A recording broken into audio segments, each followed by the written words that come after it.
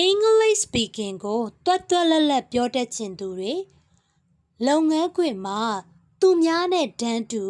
လုပ်ရည်ကိုင်ရည်ရှိပြီးတော့ဘာသာစကားအခက်အခဲကြောင့်ယာဒူးမတိုးသေးတဲ့သူတွေ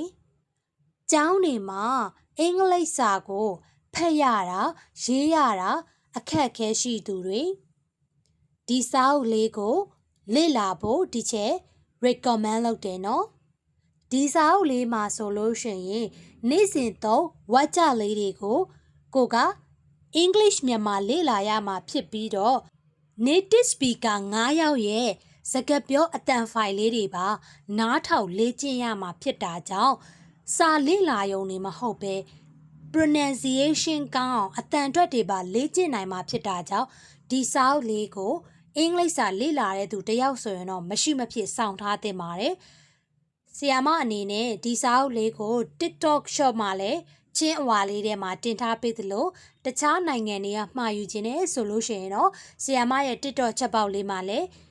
လာပြီးတော့ဝယ်ယူလို့ရပါပြီနော်အားလုံးပဲကျေးဇူးတင်ပါတယ်အင်္ဂလိပ်စာကိုနေ့စဉ်လေ့လာဖို့မမေ့ရဘူးနော်